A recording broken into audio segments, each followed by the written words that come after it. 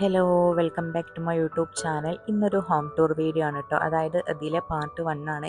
ഞാൻ വീഡിയോ എടുത്ത് വന്നപ്പോൾ തന്നെ കുറച്ച് ലെങ്ത് ആയിപ്പോയി വീഡിയോ. അപ്പോൾ ഞാൻ വിചാരിച്ച് അങ്ങനെ പുറം ഭാഗം പാർട്ട് 1ഉം നമുക്ക് വീടിൻ്റെ ഉള്ളിൽ പാർട്ട് 2 ആയിട്ട് ഇടാമെന്ന് വിചാരിച്ചു. ഇതാ നമ്മൾ വീട്ടിലേക്ക് ഇങ്ങനെ കയറി വരുന്ന ഒരു ഭാഗമാണ് കേട്ടോ ഇത്.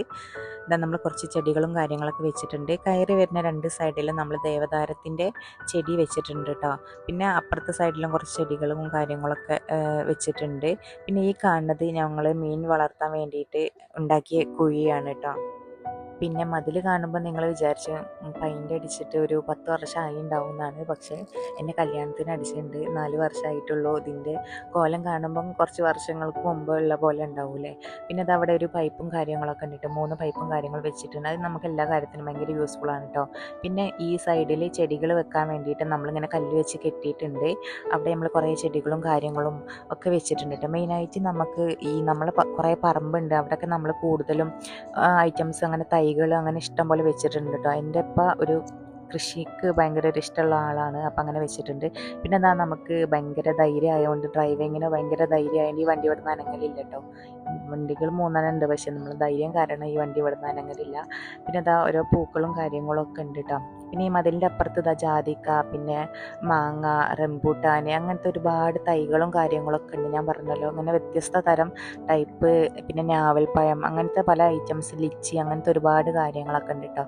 അപ്പോൾ ഈ ഒരു ഭാഗത്ത് നമ്മളെ അടുക്കള ഭാഗമാണ് കേട്ടോ. ഇവിടെ ഒന്നും വലുതായിട്ട് കാര്യങ്ങളൊന്നുമില്ല, ജസ്റ്റ് ഒന്നും ഇങ്ങനെ കാണിച്ച് പോവാം. ഇവിടെ നമ്മളിതാ ഈ ഇതിൻ്റെ മേലെ നമ്മളെ ബക്കറ്റും കാര്യങ്ങളൊക്കെ വെച്ചിട്ടുണ്ട്.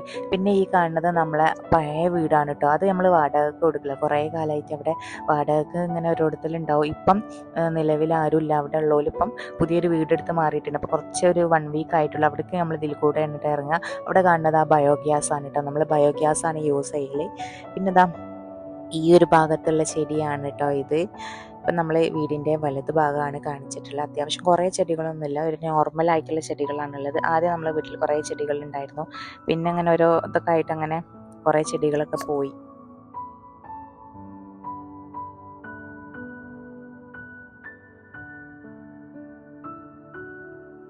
ഇത് നമ്മളെ വീടിൻ്റെ ഇടത് ഭാഗമാണ് കേട്ടോ വരുന്നത്. ഈ കാണുന്നത് ഇത് നമ്മളെ വീട്ടിലുള്ള പൂച്ചയാണ് കേട്ടോ.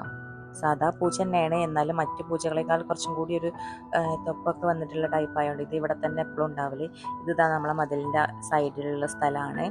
ഇവിടെ നമ്മളെ സപ്പോട്ട, ഇവിടെയും കുറച്ച് തൈകളും കാര്യങ്ങളൊക്കെ വെച്ചിട്ടുണ്ട് കേട്ടോ. ഈ ഒരു ഭാഗത്ത് നമ്മൾ ചെടികൾ വെച്ചിട്ടുണ്ട്. കുറേ ചെടി ഞാൻ പറഞ്ഞല്ലോ പോയിട്ടുണ്ട്.